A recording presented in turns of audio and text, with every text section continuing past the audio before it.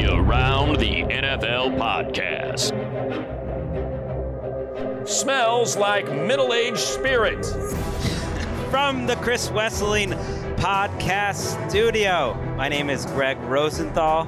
In a room stuffed with heroes here, we've got Marc Sessler, Patrick Claybon, and for the first time in the Chris Wesseling podcast studio, one of the most powerful men in the NFL who roots for one of the most powerful teams, the Miami Dolphins. That's right. It's Henry Hodgson. Correct on the second count, not the first count. Well, they're right at the top of the news. Maybe we'll just dive right in there here. That's why you're here, Henry. But you should have been here before. It is nice to have people here in the podcast, the Chris Wesseling podcast studio, for the first time. It feels like home. It does. Beautiful to be here. And Claybon back. We realized you hadn't even, I don't think, did a podcast with us until last week in the studio either. Just continuing my mission to sit in all of these chairs. I'm one by one. I'm sick of like the Zoom podcast. Even when it's just me, you, and Dan doing it, Mark. And sometimes you got it because of life comes in, but that's not it. I like the flexibility of it. I'm with you. It grew tired in what it was, doing them from home. I like also Henry is wearing all these official badges today. I know. But before we started, said to Patrick, "No one else is wearing this. Should I take them off?" And he said, "No, just so that we could have this conversation." You know what happened? Well, I just wanted you to be comfortable, like whatever you wanted to do. Thank you. I had my badge in my car, which I did just keep it for easy access to get in and out of the building, right? Yeah. And my car was broken into in my driveway, and I discovered like all my when? Just like it was, a couple days ago, and but my car it's a new lease car, so I have nothing in it. So the robber was clearly annoyed because like they rifled through the papers and they took nothing except my NFL badge. No. Yeah. If they would have done this a month ago or like before the Super Bowl, that would have been an international incident. Yeah. Been a problem right now, and I'm not sure what they're aiming to do now. But what if for the show later in the week or the TV show, if that person shows up in your place? Right.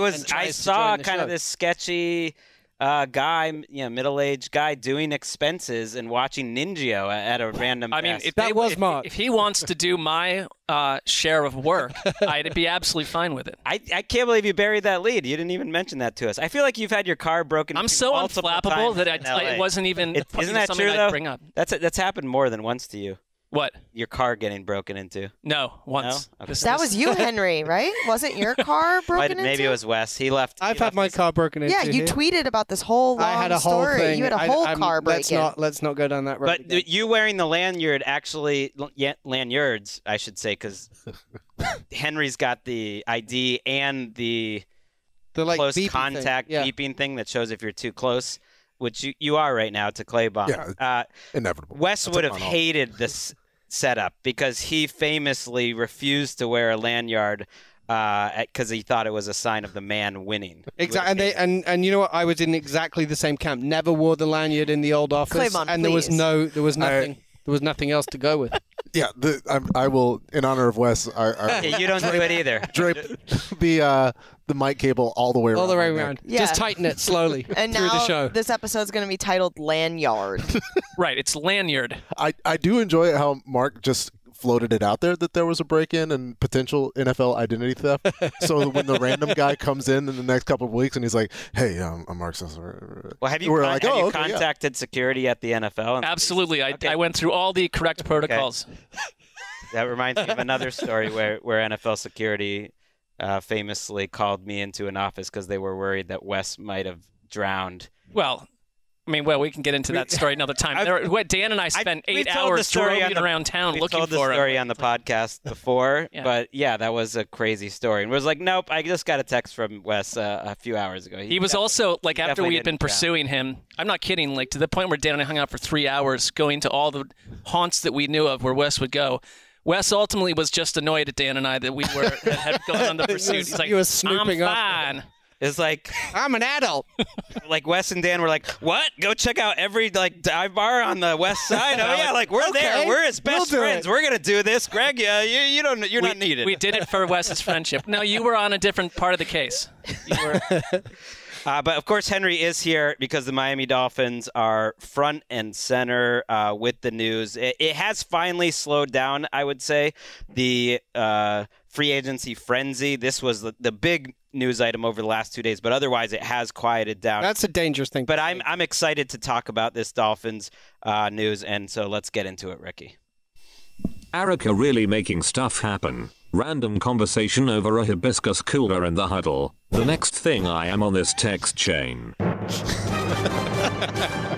That was Henry's text to our short-lived group text of this particular combination of our show. That was beautiful. That was good exactly producing. how I speak as well. That was great producing by Ricky. She saw Henry. She thought he'd be a great addition to the show, and it was a great idea because who better to talk about the Tyreek Hill trade and, oh, by the way, the Terron Armstead signing, the number 1 overall free agent on the top 101 on NFL.com also happened. But the Tyreek Hill trade is the headliner. It's the stunner. They gave up a lot to get him, Henry. They gave up a first-round pick, a second-round pick, 2 fourths, and a 6th. And, oh, by the way, gave him the biggest contract ever, depending on how you want to measure it, for a wide receiver. But certainly in terms of guaranteed money, it basically comes down to $25 a year for the next 3 years. They aren't going all in on this season, but they are going all in on Tyreek Hill and what the next few years of Tyreek Hill could be in this offense. What was your reaction as a Dolphins fan, Henry? I was excited because the Dolphins have been trapped in like 1997 for a long time in terms of the offense that they put on the field. And while every other team in the league seems to be, like marching towards the next millennium, the Dolphins were definitely very stuck in the 90s. The best offensive player they've had in the last 20 years is Ricky Williams. And that's not exaggeration. That's nothing. Come on. They have not had. Tell me a superstar they've had on offense. Greg says that's Armstead Gadsden slander. Ricky was good. I don't even know if Ricky was better than Reggie Bush as a Dolphin. Reggie Bush had like 2 good years in Miami, but this is exciting. True? That's sad. That's sad. I would say Jalen Waddle would be then, but that's a bit of a projection. That's a projection, right? A bit, not much of one. I feel like I'm confident. And exactly, and I think that's why I'm excited, because suddenly in the last couple of weeks, yes, Tyreek Hill's the headline, but they've added a ton of speed to that offense, and all of a sudden, and you've got Mike McDaniel, who I definitely believe can do something, and again, move that from 1997 to at least current times, and push the whole thing and make them exciting to watch. It hasn't been like the Dolphins. As a Dolphins fan, you've had to be like, yeah, but we've got a pretty good defense, and that's all you've been able to say for the last 20 years. And you've had some Jason Taylors and Zach Thomases and people to kind of support that. But right now, this is exciting because for the first time, I'm looking forward to them having the ball rather than trying to stop the team that has the ball. Celine Dion's Falling Into You, all of 1997 catching strays from him today. My reaction was that this can work. Honestly, you have to add in the Terron Armstead circumstance to the entire situation because he's anchored some of the best offenses in the football for the past 15 to 17 years, and it makes everything viable. Like everything where you would say, oh, the Dolphins have got some nice pieces, but I don't know if this all works with Terron Armstead there, even though Tua's left-handed. It works. Yep. It simply works because he's going to have the opportunity to be successful, regardless of whether or not you think he can do it. He will at least have the opportunity, which is more than a lot of quarterbacks can say. But listening to Ian and Mike talk about the pursuit of Tyreek Hill yesterday from the Jets and the Dolphins, it made me think about both Mike McDaniel and Robert Saleh being on the other sideline in Hard Rock Stadium, where Tyreek Hill is taking the dream of the rest of their life away.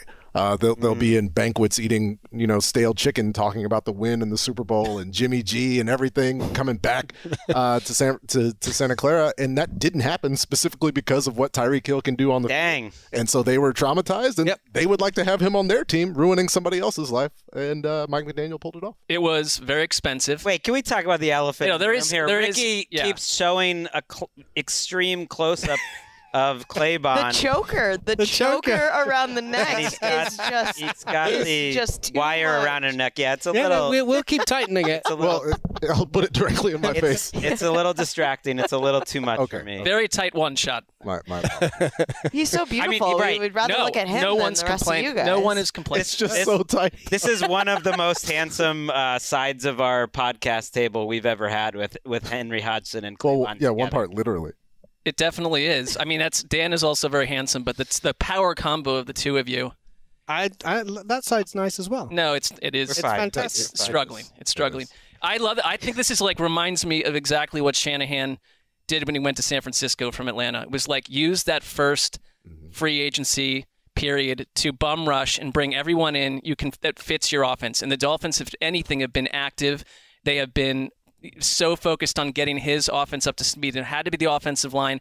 I hope this doesn't give like Mike Wallace vibes though, because the one thing about Tyreek Hill is like the Chiefs He's decided. not Mike Wallace. No, I mean he is a completely different special player, but you're signing up for this part of his career at a massive price tag in an offense where I think the big issue could be the kind of player that Tua is. Like he's not a deep ball passer, we know that. And so they're going to have to use Tyreek Hill, and that's where you do have trust in Mike McDaniel in a way that totally maximizes him if the quarterback isn't maybe a perfect fit. I mean, it's obviously, we all know it, an acid test season for Tua. Yeah, I want to get back to the Jets in their offseason and the Chiefs and what's next.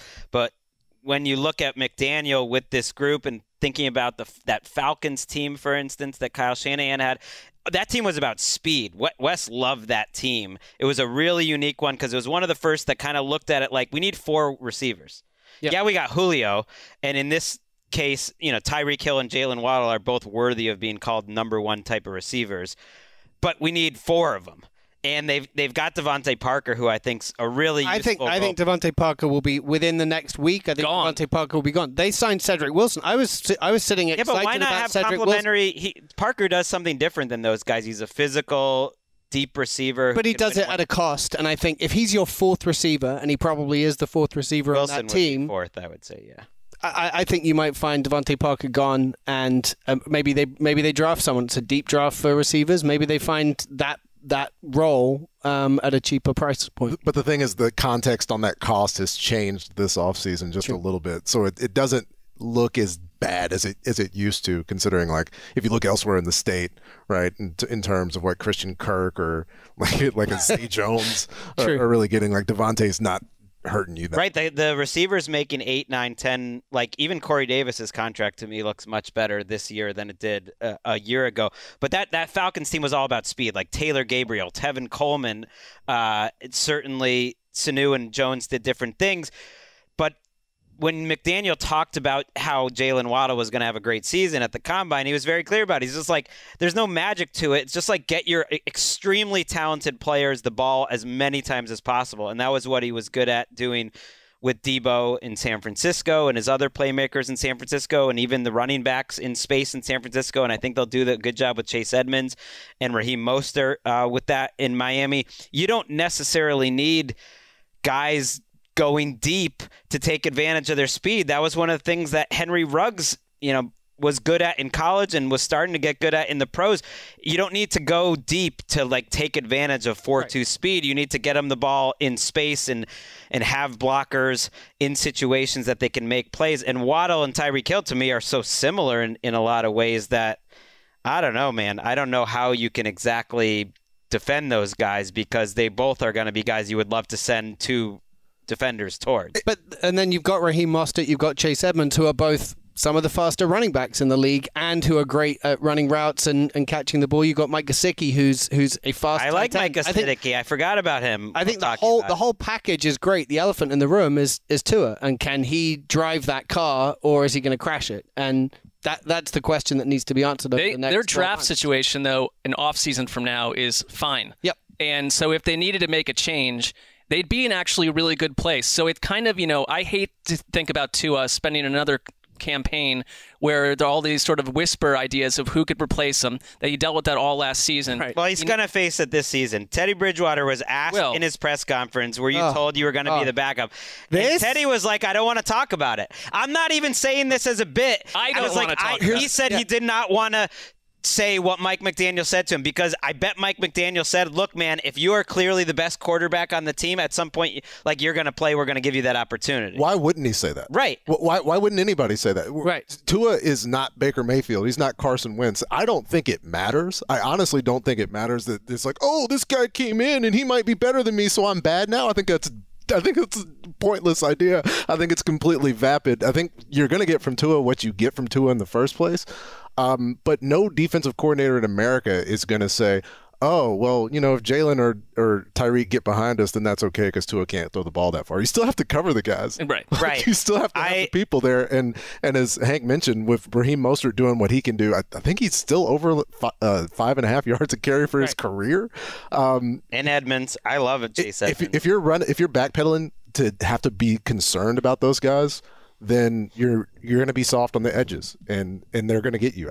I love. And any quarterback can throw it wide open. Tua got all up in their feelings because I sent a joke out about how the Dolphins are building up this powerhouse for Teddy. That was even before. I think you believe that. No, it's a joke. I actually, and Henry knows this, I think I'm higher than consensus on Tua, how he's been so far and how he can be as a pro. I always thought he was going to be a bit of a slow burn in terms of the things that he does well are going to take time to develop. Mentally, I think he's going to get better and better. He's already so advanced in terms of going through his progressions, getting the ball out quickly, being decisive. Like, that's what Tua does well, and it doesn't pop off the screen. He's been compared to a Drew Brees, and Drew Brees wasn't popping off the screen early. I'm not saying he's going to get to that, but guys like that, guys like an Alex Smith who have to win a little differently, like, I think it takes them a little time to develop because they're not as talented. He's just not as physically talented, but he is excellent at quick game stuff. Like, I don't need to see anymore. He's already a mid-level-ish starting quarterback because he has a very clear strength, and I think that strength matches up very well with Mike McDaniel. It just happens to be like the same strength that Teddy has, essentially. They're very similar players, and Tua, I think, has a higher ceiling now because we've seen a lot of Teddy, and he might have like a slightly lower floor than Teddy, and you're going to get to see it because I think this offensive line will be better. Not because of Terron and Armstead only.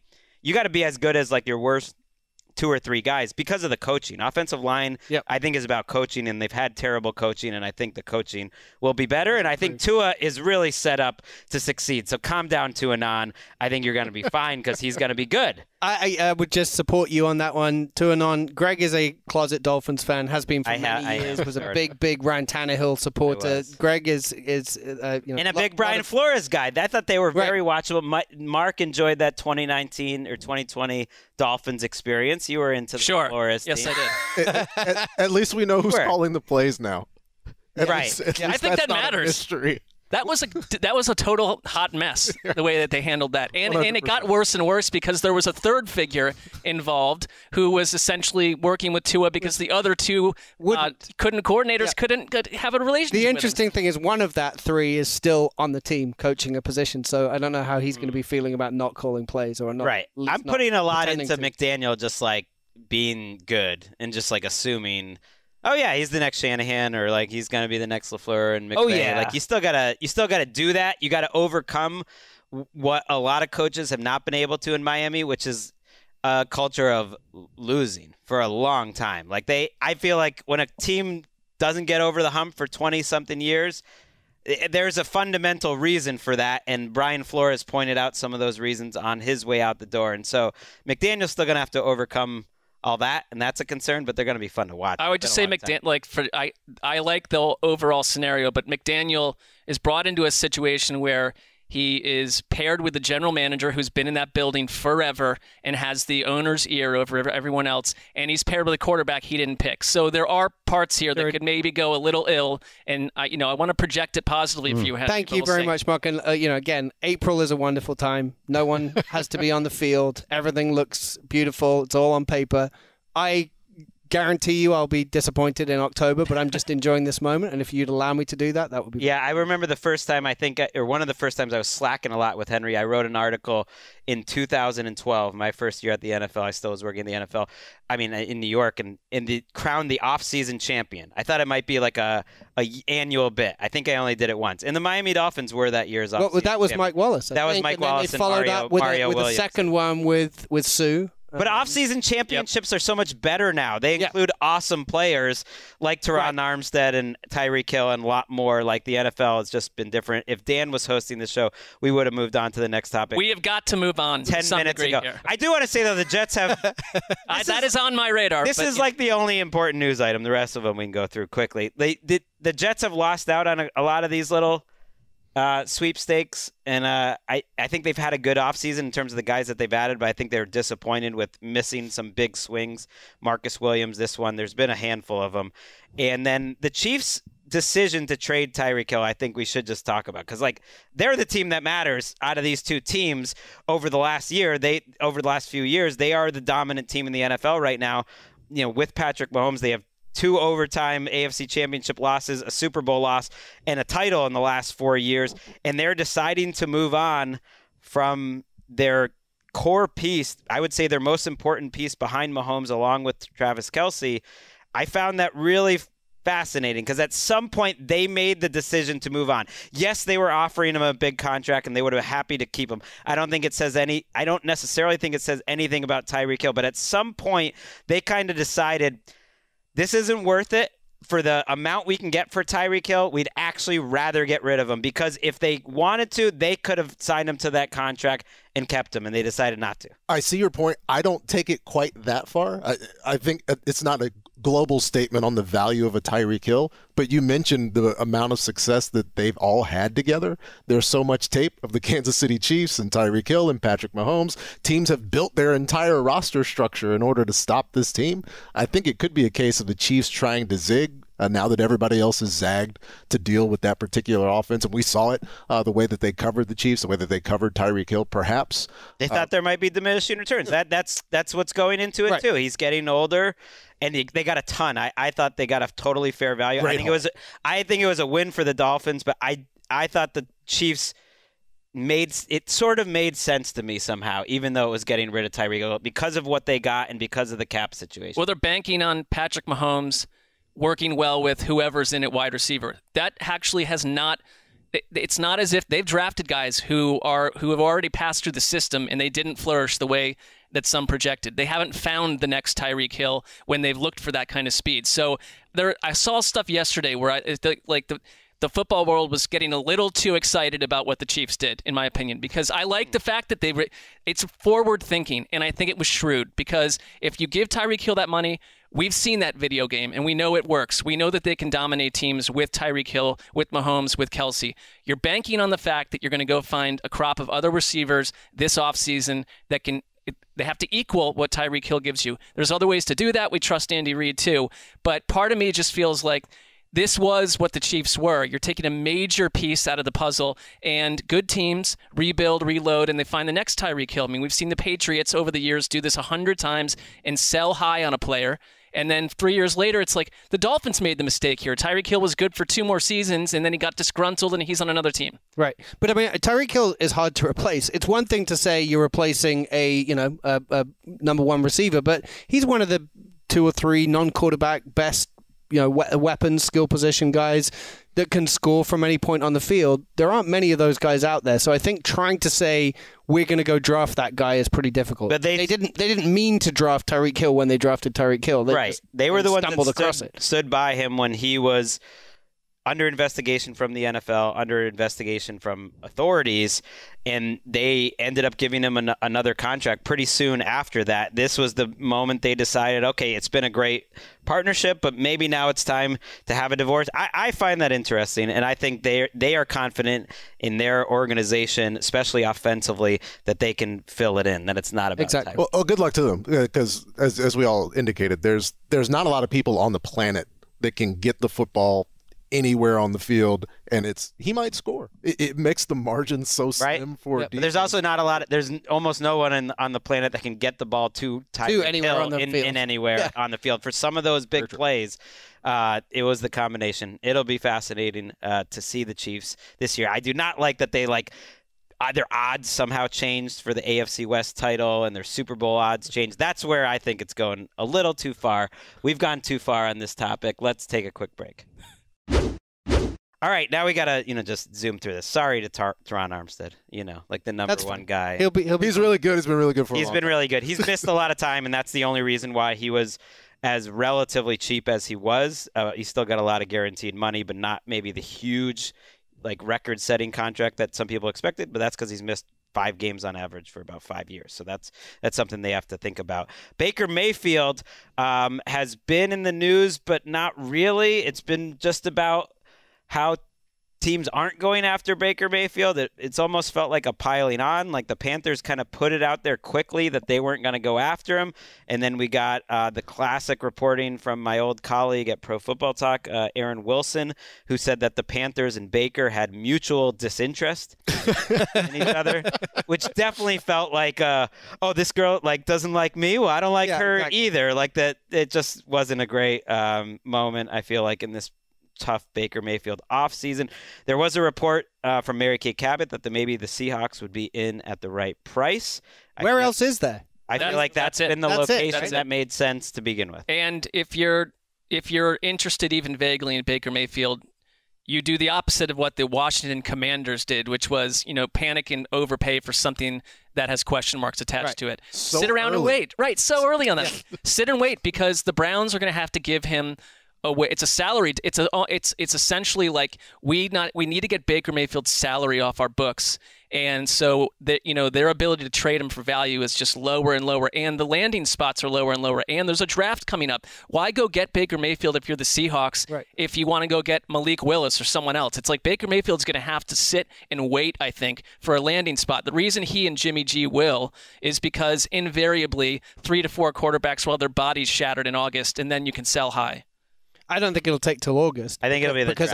I think the draft. But I think even during the draft. But I think it could be a case of the Seahawks saying to the Browns, "We'll take it, send us a pick," rather than the other way around. That seems crazy to me. I also saw something that the Panthers didn't think that he was a big enough upgrade on a significant upgrade on Sam Darnold. It's like this is the organization that brought you the decisions to guarantee Sam Darnold 2 years. He is a significant upgrade on Sam Darnold. I don't necessarily buy that he's like a great idea for them. And maybe even they put it out there so that they can just offer a 5th-round pick during the draft and happily get him for cheap. But he's much. I'm pushing back on let's not go too far on that. Baker's a total bum. He's an NFL quarterback. Sam Darnold is a total bum. Well, I think also total bum. Wow. He's one of the worst starting quarterbacks who's had his amount of starts since we've been doing this. There's something else going on with Baker. Not a question. You give Greg an opportunity to pull back on the shifter, and he jams it in the 3rd gear. I mean, it's. Are you? No. At this point, he should not be starting any NFL games where it's like Baker Mayfield should be starting NFL games. I'm totally with you. I don't believe that Sam Darnold will be starting NFL games either, though. I wouldn't put it past the NFL for Sam Darnold to be starting in 2022 somewhere. I do think, because it doesn't matter to me. I think the whole idea is pointless of Baker Mayfield being a bad influence in the locker room, and so you can't have him around a rookie quarterback. I don't think it's true. But I think some teams might, because these people come from a different era. And if you're going to draft a rookie quarterback, maybe they think, well, Baker's going to come in and frown, and then he's not going to be good at football anymore, which, again, is a dumb idea. Yeah. But I think some teams might believe that, as Mark said. I think. Well, they might believe that he doesn't engender consistent goodwill from his teammates, which you want out of your quarterback. Well, I would ask this. Good, with all that's happened, how many Browns players tweeted publicly at Baker Mayfield, "We love you, we support you"? I'm not saying none, but it's been a whisper, and it's just I think the teams post OBJ and why he left and what happened with all that was about as messy as possible for Baker Mayfield. His stock has dropped as far as any quarterbacks in the league. I mean, it's kind of stunning where we were 2 weeks ago when we talked to Tony Grossi, with the possibility that the Browns would maybe be looking for a Derek Carr instead of Baker Mayfield. Instead, everything happened the way it did, and Baker Mayfield has no job right now. I think he can repair his reputation, though, but it comes with winning. Seattle's perfect.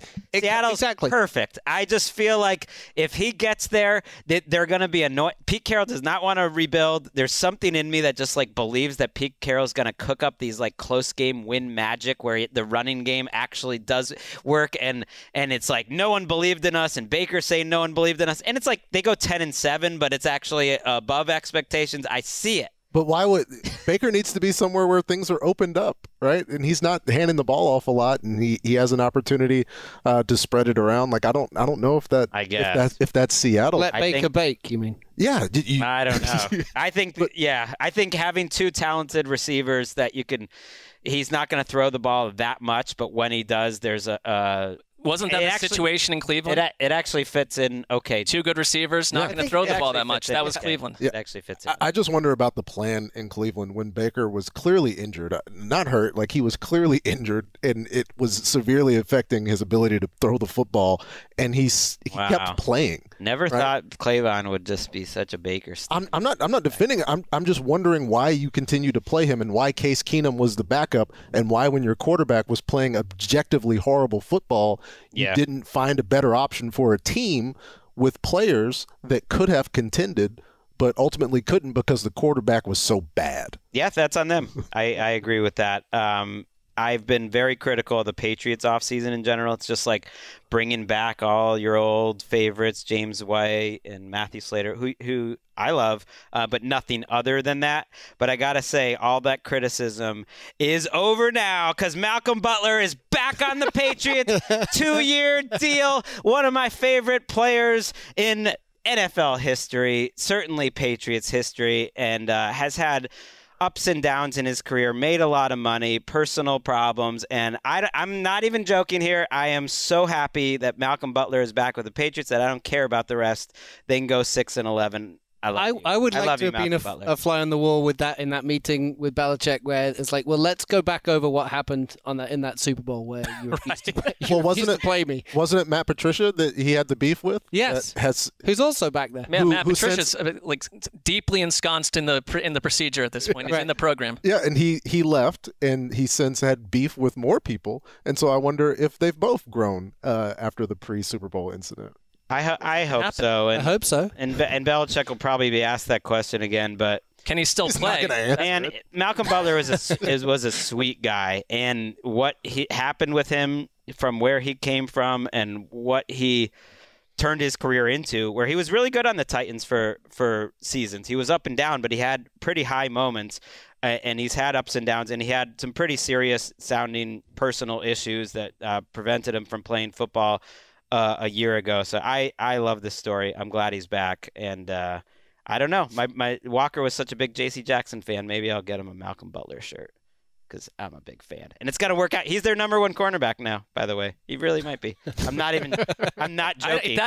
But if I told you in December that would be where we were in middle March, do you think the Patriots have had a good offseason? I think they're going to continue to add players because, as I've mentioned on this show, they gave away Shaq Mason for like a bag of spoons. I found that a head scratcher. That was but I don't know. Their top outside corners are Jalen Mills and Malcolm Butler right now. I think they're going to continue to add a lot of players, and there are a lot of players available. Around 40 guys from the 101 still available, and plenty of other like professionals that are not on the 101. They could also keep giving away players because that seems to be part of the plan. The spoons don't even match either. They're from different sets, and so you just put them in a bag and threw them in the Some cabinet. are used. All right, finally in the news, surprising news this morning that a Texas grand jury is considering another charge against Deshawn Watson. This came as a big surprise because Deshawn Watson's lawyer said, quote, the criminal investigations have been completed.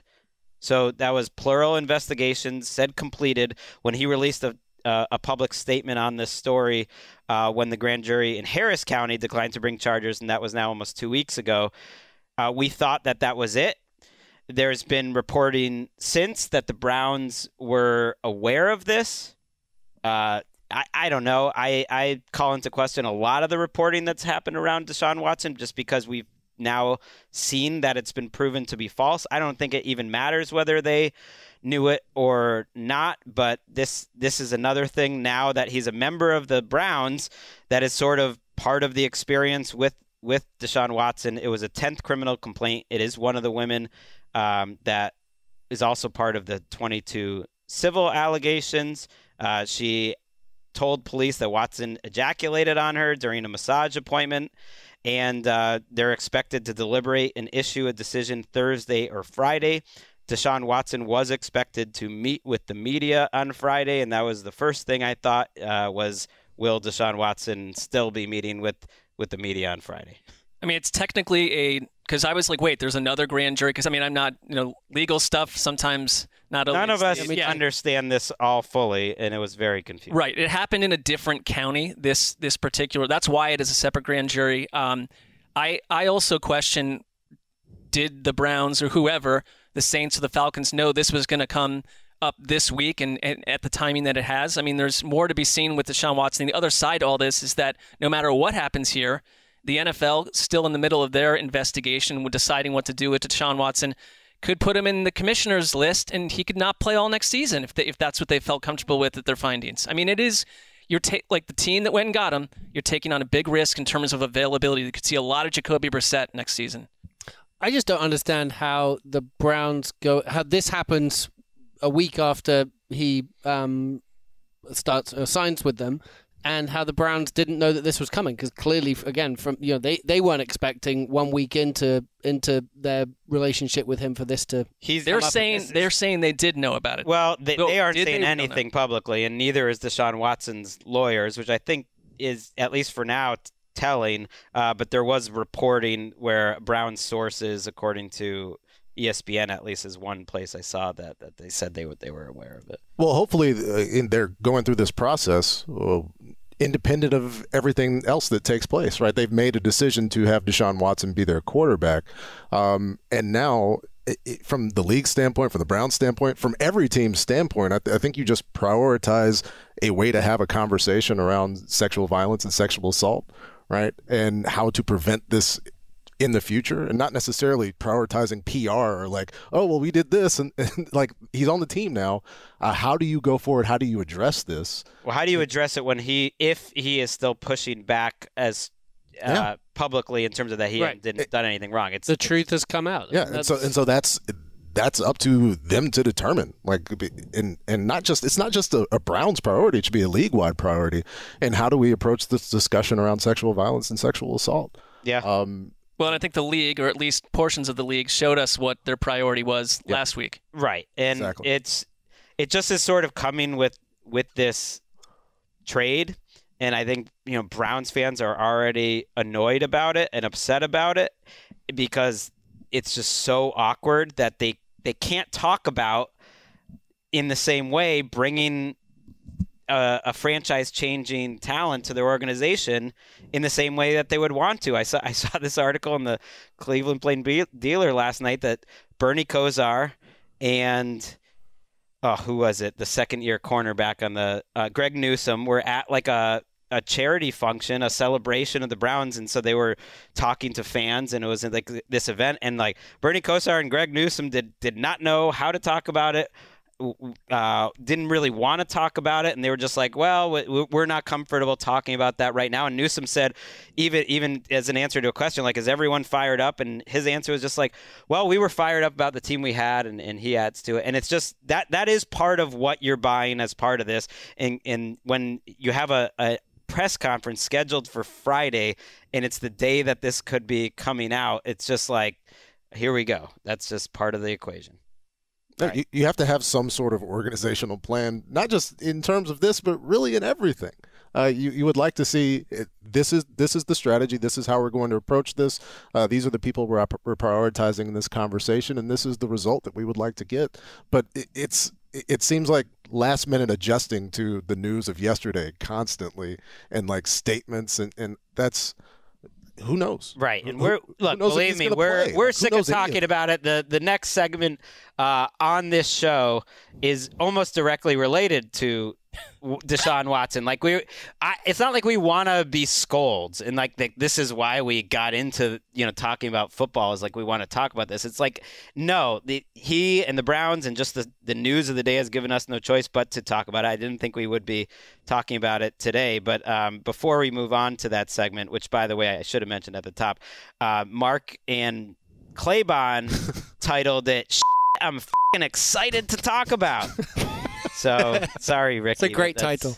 That's where we're going. She shakes her head. We're just going to have to... She's like an extra 12 minutes, an extra 24 minutes, an extra 48 minutes. Do we need another break in this show, Erica, or should we just go right to the segment? Let's go to the break. All right, I am excited about this segment. I am excited that Marc and Claybon have entitled it I'm fucking excited about because it's been a darker week than it should have been over the last 2 weeks in the NFL, considering that we have gotten the best trade tsunami in NFL history years after the original trade tsunami. It really arrived en masse. The NFL is now matching the NBA trade for trade in terms of big-time players. It makes NFL Now more entertaining. It makes these podcasts more entertaining. It makes my life better. And so I've been excited about that. And it also makes looking ahead to the 2022 season more exciting because now we can start thinking about these teams. So we wanted to get off all the doom and gloom and get to like what's going to bring us joy, what we're going to be fucking excited about. Let's start with Henry. How about you? Okay, I'll tell you some I'm fucking excited about, Greg. And I know that we started the show talking about this Dolphins high-powered offense, but I'm going to continue, and we don't need to dwell on it because we already did, but I am fucking excited to watch that Dolphins offense, how it's going to be able to attack the field, how Mike McDaniel, this guy who, they had a round of introductions of free agents last week, and they referred to him as a mastermind, a genius, a mega brain or something like that. How he's going to use all these new pieces to attack the field, to attack teams, and just to, again, I started with this, but just to make the team exciting to watch. It's been like, punishment of some kind. Like on Sunday, I get excited about watching football. What about that game where Brian Flores, I think, had, cooked up 7 pick sixes against Jared Goff. That's exciting, but I like it when that happens with the ball. That's kind of more easy to predict. What about Ryan Fitzpatrick, running off the field with someone shirtless on his back? No, it's just like, Again, piggyback on him as they beat the Patriots. It's fun, but those are moments that you've pulled out because those are actually like high points. I'm talking about just like on a consistent basis being like, oh, wow, they've got the ball. I'm excited to watch this rather than I'll probably just make a cup of coffee. What about the game-winning touchdown from Cleo Lemon to Greg Camarillo? I know all of these things. I know about those moments. What are we attempting to do? Henry's not going to come around Hank on this. wants blowouts. I'm trying to get excited about Hank would like to just tweet through a blowout, think about like Lamar blowing out the Dolphins no, he's right. a few years ago. More fun. He would like to not be worried about the outcome of the game at all and just enjoy watching football. I agree with the basic football fans feeling that offense is more exciting, more points is more exciting, more points, more rules that make more points is great, and I've never gotten sick of that. So I can imagine as a Dolphins fan, it's been a tough couple months. What are you excited about, Claybon? I'm excited about some of these edge rushers changing spots and getting to places where they can affect the quarterback. I love the Buffalo Bills and Von Miller. I like it when older players generate excitement in new fan bases, especially after Matt Ryan catches a whole bunch of shade, and it's like we're all older than Matt Ryan. Like, what are you saying about all of us? But in like a sneaky part of things is Josh Allen has had so much of a burden in the run game in these past couple of years, and now Roger Saffold and O.J. Howard come over. And I think they can impact the game. Brian Daboll leaves. I think the Bills will be able to run the ball. And sorry, Hank. I wish they had gotten J.D. McKissick, but well, they got Duke Johnson. I like McKissick more, but they needed to do something there, so that worked. Yeah, and it puts a team that has been a contender in a different light. And there's change there. There's just change within all of these contenders, and that's what gets me excited. Where it's different, but it's also the same, and we can kind of see the evolution of things, and I'm excited about it. Buffalo was my number one thing. I was going to have you go next, but since it's just jumping off of you, I'm with you that I like when superpowers who know how to do things change up just enough, and I think they have. Like, their moves have been so smart. Jamison Crowder replacing Cole Beasley, love it. You give Isaiah McKenzie some money, like that. Saffold with the run game. You mentioned Vaughn. I like Duke Johnson. I like, as much as Brian Daboll was great, and they'll probably miss him, I just am excited to see a slightly different version of this Bills offense with these new pieces and Josh Allen. Like, what is next for him? I guess I'm stuck on those 2 playoff games being like 2 best games I've ever seen from a quarterback, and what's going to be next and what they do. So this Bills team, I think, has just been so smart with how they are trying to stay at the top, because they really have been at the top now for a few years. And going into the season, to me, they are the AFC favorites. As good as the rest of the AFC looks and as exciting as it is, and the AFC East, I think, will be better than it's been in a while.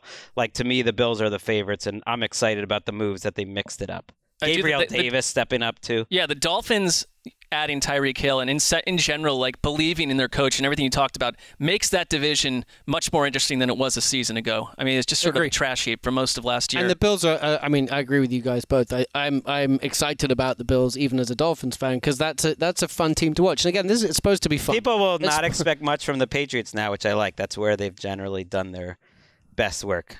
I'm also excited about the okie doke from the Pittsburgh Steelers, who have somehow mind tricked the entire planet into thinking that they're okay with Mitchell Trubisky starting all of the games in 2022. I like that a lot. There's got to be another chip to fall. What do you think it is? Malik Willis or Baker. A rookie? I think it's a rookie. It's not Mitchell Trubisky for all of 2022. I think it's a rookie. I totally think they have to be. You'd be crazy to think that you're going to satisfy your fan base with the current plan. Wasn't it Mitchell Trubisky? Wasn't Mike Glennon thought he was the Bears quarterback, was at the Bears draft party being celebrated as Mitchell Trubisky got drafted? Bingo. Isn't that going to happen again now with Mitchell Trubisky at the Steelers draft party when they draft? Don't go to these parties if you're these guys. Don't go to a party. The difference is the Bears gave Mike Glennon $17 million for absolutely no reason. What do you got, Mark? Well, I know. Some of the that we're excited about is like generally positive, but I do think that there is one more chapter of immense potential drama at the quarterback position, and I'm not going to let this go until I hear otherwise. And it would have to come through a massive new contract, which I don't think the Arizona Cardinals are convinced they need to give Kyler Murray right now. And I'm just saying, if you get to that part where these sides cannot hang together, because Kyler Murray, even just during this show, tweeted out saying basically, I've done nothing but give my all to the Cardinals and will continue to do that. I'm not really too worried about my future as a Cardinal, saying that he would just let his agent handle all the money thing. That's cool. Does that really quell anything for me? Not at all. I think this is a massive holdout potential right here, and maybe You're looking forward to that? Kind of. Yeah. Well, that was kind of. It's like the last chapter to the most mad offseason of time. It was actually going to be some more shit I was excited about, Mark, because I think next, we've you don't have to like lead Aaron into Rodgers, Russell Wilson,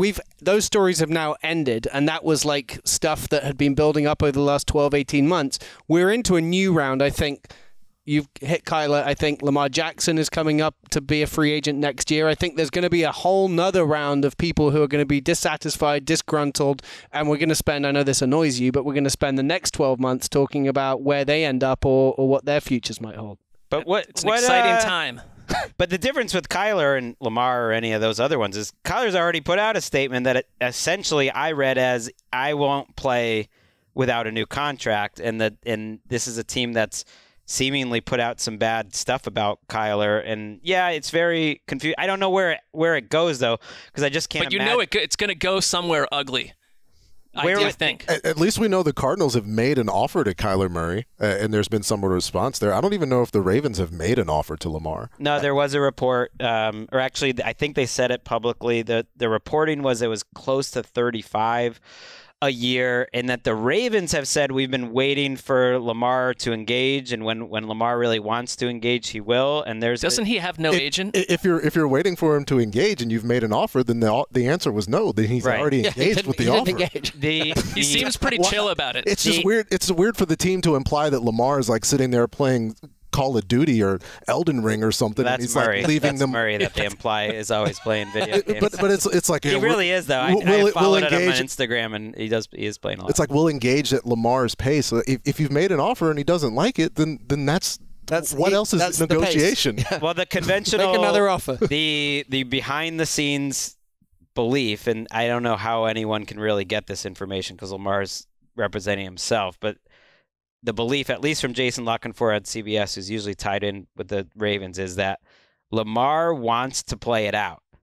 That at least he sees that as a really viable option. And I totally get that. I think it's very risky, but he's going to make $19 million this year, which is way more than he's made in his any other year. Certainly, it's certainly enough to live off for the rest of your life, and you want to make money. But if you believe in yourself like Lamar Jackson does, he thinks that going the Kirk Cousins route, getting to the tag, maybe even doing the tag twice, which, by the way, is going to be about the same guaranteed money for 2 years as you're going to get in your first 2 years of a long-term deal, is the way to go, because the only way to have the most power and most money that any quarterback has ever had in the history of football will be to go that route. I mean, Kirk Cousins has I like find that $200 million. Right, Cousins is the example because he's kind of gotten there. He's made as much or more money than almost any quarterback in the last 7 years, and that's Kirk Cousins. Imagine you do that if you're Lamar. Yeah. If Eric DeCosta would like to prevent that, then he could probably make a better Right, offer. he could. I think what you're saying, and I think it's fair, is that the Ravens might look at that and be like, bet. Like, okay, we'll do that. And we'll just like, Isn't it different though than like the obviously the Josh Allen situation where the organization is totally hell bent on re-signing him? Yeah. It's like this doesn't get me excited about. This is not the stuff that gives me joy though. Contract. Sorry. Really? All right. Well, Sorry.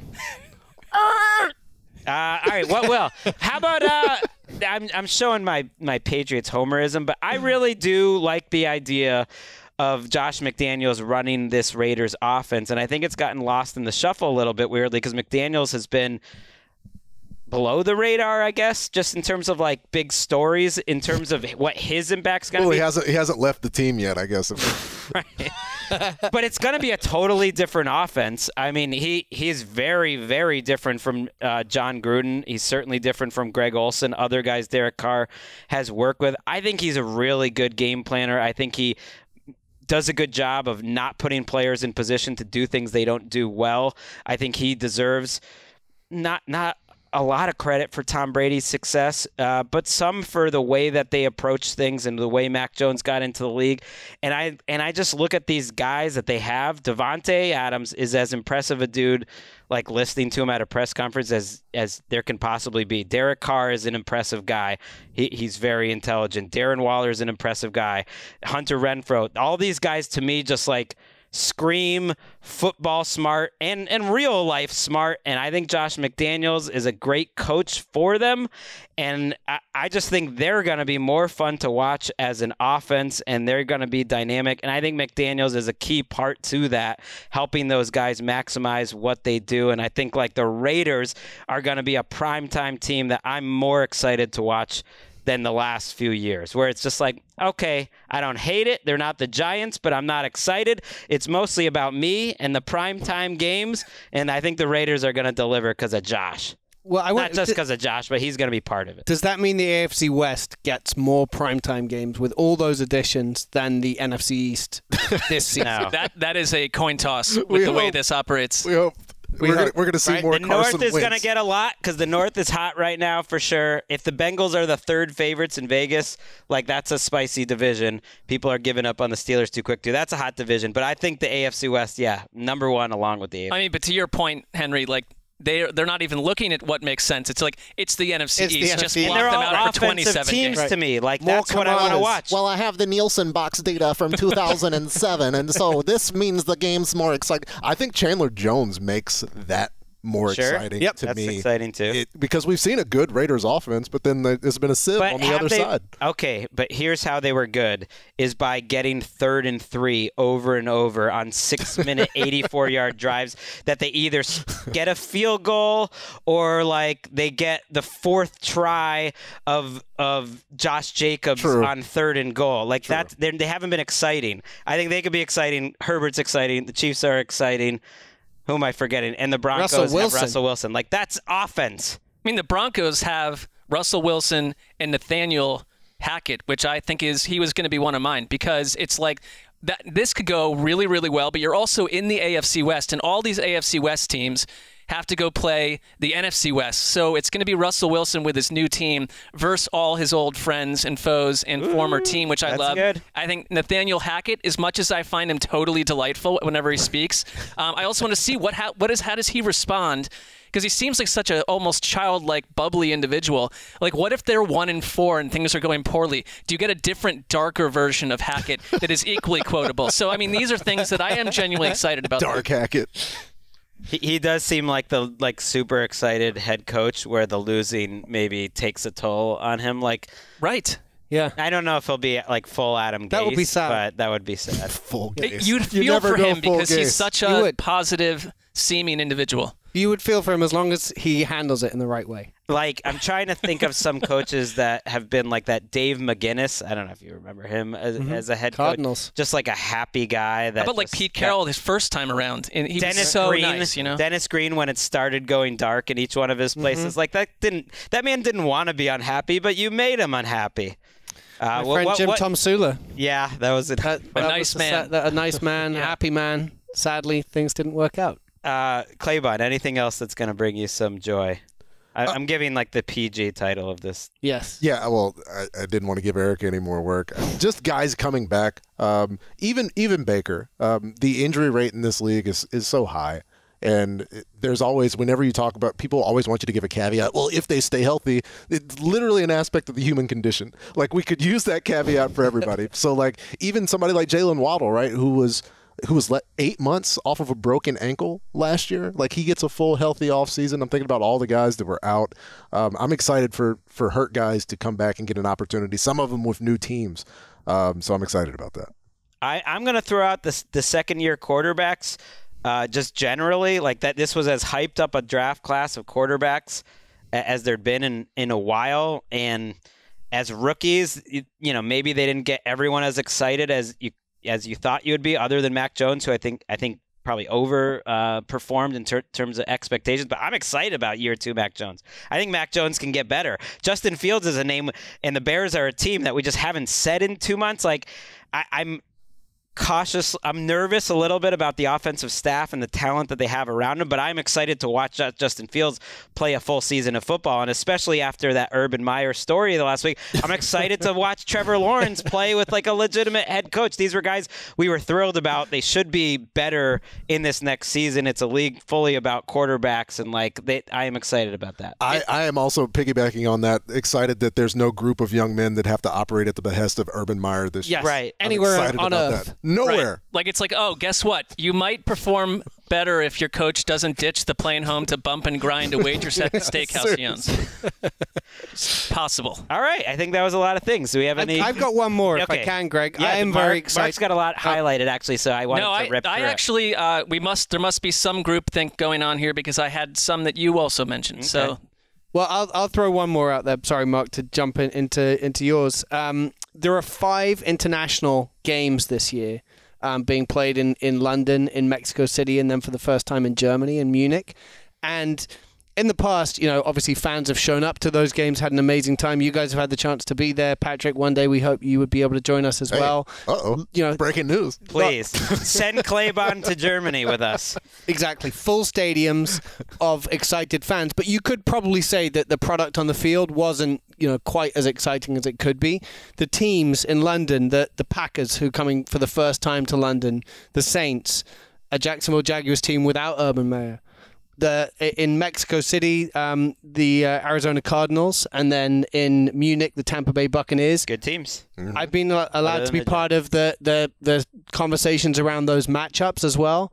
There are some exciting games heading internationally. You impacted that heavily then. Can you give like a little hint? I can't. And around the NFL, I can't because I don't know what for sure will happen, and I would hate to lead people in the wrong direction. But I can say without any anything where I'm not being transparent, those are exciting. There are going to be some really exciting international matchups. And we're starting the campaign. Send around the NFL, including Claybon. You have to include all of that in the hashtag to Germany. That's evolved because last week it was send Greg to Germany, very specifically. That's not true. We talked about it. It was all about Greg's background. I thought that was a good hook. Look, I know they're not sending me without the team, and I wouldn't want that anyways. But yes, I am a first-generation German descendant. So my family was there for hundreds of years. It really is a connection here. You said you and Wes had family back in Germany. The name Sessler is German and comes and from there's a place Sesselberg. called Wesseling. Right. There's a place called exactly. So it's just like wow. Yeah. Maybe we could do a live show from Wesseling. I feel like that's a great idea. Let's do all this. And before we go, though, I do want Mark you to do the one about Ewan McGregor that is an orange highlighter. We didn't stray. Greg, that is green, by the way. I know you're a bit colorblind. Color is green, but I appreciate that. I'm colorblind. Because you send out these Instagram stories, a lot of Ewan McGregor, a lot of Nicole Kidman. I want to hear what you're excited about. I think Ewan McGregor is one of the...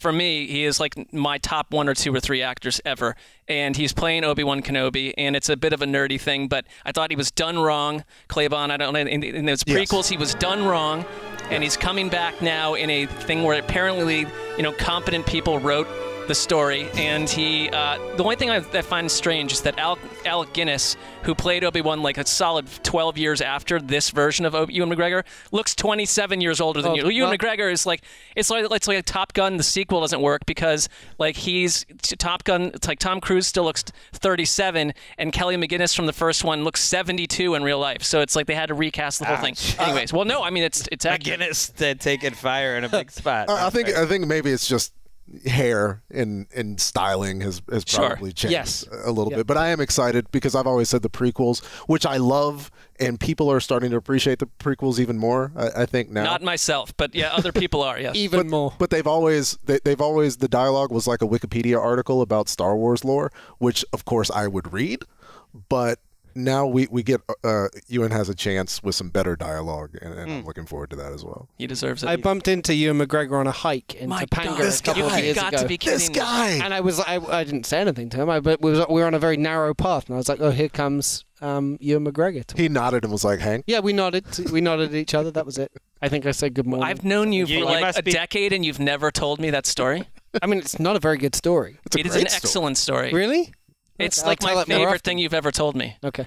Did you look at him and think, okay, top 3 Mark actors? At that point, Mark posted less often about Ewan McGregor. Known for his looks, but then you looked at him and you thought, like, I'm taller and better looking than him. No, I didn't. You didn't think that? If I'd bumped into Winslet or DiCaprio, I would have made reference to Mark. But all right, well, we're making headway. Were you elevated at the time? Did you have a chance to like tell him that you had the high ground or something?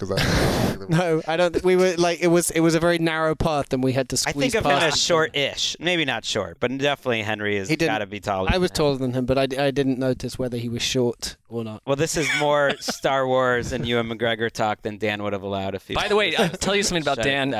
About 8 minutes before the show, I got like a string of this, typically a Gregg move, but a string of butt dials from Dan where I thought he was like trying to reach me, and I kept putting the phone on speaker, and it was like clearly sounds from Disneyland where he is. I could hear like rides or something in the background, but it's like, are you all right, Dan? Are you all right at Disney World? We don't know.